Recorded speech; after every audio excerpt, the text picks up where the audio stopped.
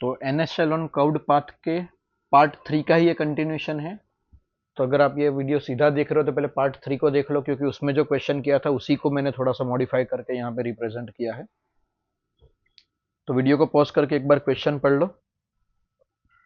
तो सबसे पहला फर्क समझना है, पार्ट 3 में जो म्यू की वैल्यू थी वो टेन थीटा के बराबर थी।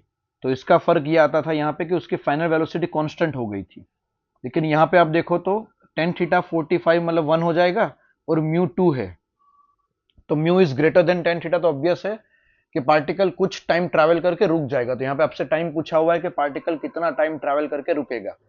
तो वो पार्ट 3 में जो फाइनली कंटिन्यूअस वेलोसिटी से जा रहा था वाई डायरेक्शन में, यहाँ पे उसकी जगह ये फाइनली स्टॉप होने वाला है। लेकिन मैथमेटिक्स वैसा ही रहेगा, बस आपको थोड़ा सा यहाँ पे मैथमेटिक्स मतलब आपकी इक्वेशंस की शुरुआत तो वैसा ही होगी, बस थोड़ा सा आपको और मैथ लगाना पड़ेगा। तो ये आपके इंक्लाइंड प्लेन का फ्रंट व्यू है।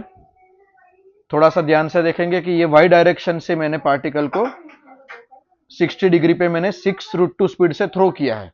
ये इंफॉर्मेशन आपको क्वेश्चन में दिया है कि ये जो लाइन ऑफ ग्रेटेस्ट स्लोप है उससे 60 डिग्री पे 6√2 से पार्टिकल को थ्रो किया है। तो ये पार्टिकल कुछ टाइम पे ट्रैवल करते करते किसी जनरल टाइम पे, मैंने यहाँ पे दूसरा एफबीडी बनाया है कि किसी जनरल टाइम पे ये लाइन ऑफ ग्रेटेस्ट स्लोप जो मैंने क्लास में कवर किया था, इस लाइन का मतलब है लाइन ऑफ ग्रेटेस्ट स्लोप। वहां से अगर मानो ये रैंडम थीटा एंगल पे आ चुका है, उसकी स्पीड v हो चुकी है, उस पर कंटिन्यूसली नीचे mg साइन थीटा लगेगा, थीटा 45 डिग्री है, और वेलोसिटी के ऑपोजिट में फ्रिक्शन लगेगा जो 2mg/√2 हो जाएगा, वो है म्यू mg cos थीटा। ठीक है, अब ग्रेजुअली ये थीटा चेंज होने वाला है। तो हमने पहली इक्वेशन अलोंग दी वेलोसिटी लगानी थी इक्वेशन। तो वेलोसिटी में mg का ये mg/√2 का ये वाला कंपोनेंट जो mg/√2 cos थीटा लिखा है, माइनस फ्रिक्शन जो 2mg/√2, तो mg √2 mg हो जाएगा, is equal to m into net change in speed का रेट dv/dt है। दूसरी इक्वेशन ये y डायरेक्शन में लगाई थी हमने, याद करो पार्ट 3 में जिस डायरेक्शन में mg साइन थीटा लग रहा है। तो y डायरेक्शन की आपकी इक्वेशन ये हो जाएगी mg/√2 minus √2 mg cos theta is equal to m dvy/dt। इस तरीके से आपकी इक्वेशन बनेगी यहाँ पे। अब हमें इसको इंटीग्रेट करना है, क्योंकि उसकी फाइनल वेलोसिटी जीरो होने वाली, इंटीग्रेट करना है। सबसे इंपॉर्टेंट बात यह है कि पार्ट 3 में ये दो क्वांटिटी एक दूसरे की इक्वल एंड ऑपोजिट हो रही थी, जो यहाँ पे नहीं है। तो थोड़ा सा आपका मैथ कॉम्प्लिकेटेड होगा, लेकिन एक चीज हमें समझ में आ रही है यहाँ पे कि फाइनल वेलोसिटी जीरो होने वाली, टाइम निकालना है। तो आपका यहाँ पे टाइम कट नहीं होगा। तो पहले मैं इक्वेशन 1 से शुरुआत करता हूं। इक्वेशन 1 में मैंने dt को सामने लेके इंटीग्रेट कर दिया है। तो mg/√2 cos थीटा का dt के साथ इंटीग्रेशन। अब cos थीटा वेरिएबल है, तो यहाँ पे cos थीटा आपका इंटीग्रेशन के बाहर नहीं निकलेगा। अब इसका इंटीग्रेशन dt सामने ले जाके करेंगे तो √2 mg आपका बाहर निकल जाएगा और dt का इंटीग्रेशन होगा, और इस साइड m dv। अब फाइनली रुकने वाला है, तो मानो वो t टाइम में रुक रहा है तो अपर लिमिट t जाएगी, और फाइनल उसकी स्पीड देखो यहाँ पे v की लिमिट जाएगी। तो उसकी इनिशियल स्पीड जब मैंने थ्रो किया तो 6√2 थी, तो इनिशियल स्पीड 6√2 से फाइनल स्पीड उसकी 0 बन जाएगी।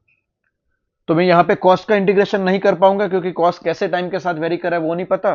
तो मैंने कॉस्ट के इंटीग्रेशन को एक जगह साइड पे रख लिया, बाकी सारी चीजों को सिंप्लीफाई करके सामने ले लिया। मेरी इक्वेशन नंबर 3 हो गई, जो 1 का ही इंटीग्रेशन है। याद करो हमने डॉग और कैट वाले चेजिंग प्रॉब्लम में कैसा कॉस्ट का इंटीग्रेशन साइड पे रख के रिप्लेस किया था, बस कुछ वैसा ही यहाँ पे करने वाले हैं। तो एक आपको मैं पैटर्न दे रहा हूं। अब हम इक्वेशन 2 को इंटीग्रेट करेंगे। तो इक्वेशन 2 को यहाँ पे मैंने इंटीग्रेट किया है, और ये कॉस वाला जो इंटीग्रेशन है यहाँ पे, वो कॉस वाला इंटीग्रेशन इक्वेशन 2 में वो मैं यहां से पुट करूंगा। यहां से जो मेरा कॉस का इंटीग्रेशन आया है उसको मैं यहाँ पे पुट करने वाला हूं। तो पुट करके मैं इसको सॉल्व करूंगा। तो एक बार आप अच्छे से इसको सॉल्यूशन देख लेना, आपका आंसर आ जाएगा 1 सेकंड। और क्वेश्चन में 68t पूछा है, तो मेरा फाइनल आंसर आ जाएगा 68। तो बस यहाँ पे थोड़ा सा मैथमेटिक्स है, एक बार आप अच्छे से मैथमेटिक्स को समझ लो। बाकी इक्वेशन लगाने का तरीका वही है कि आपको एक वेलोसिटी अलोंग दी, मतलब एक इक्वेशन अलोंग दी वेलोसिटी लगानी है, दूसरी equation along the line of greatest slope लगानी है। जैसे वो डॉग कैट वाले क्वेश्चन में हम एक इक्वेशन एक्स डायरेक्शन में लगा रहे थे, अगर आपको याद हो तो। ऐसे कैट जाती है, पीछे डॉग फॉलो करता है, तो एक इक्वेशन हम एक्स डायरेक्शन में लगा रहे थे, क्योंकि एक्स में सेम डिस्टेंस ट्रैवल करते हैं। दूसरी इक्वेशन हम अलोंग द लाइन जॉइनिंग लगा रहे थे। तो वैसा यहाँ पे एक equation along the velocity vector लगानी है, दूसरी equation along the line of greatest slope लगानी है।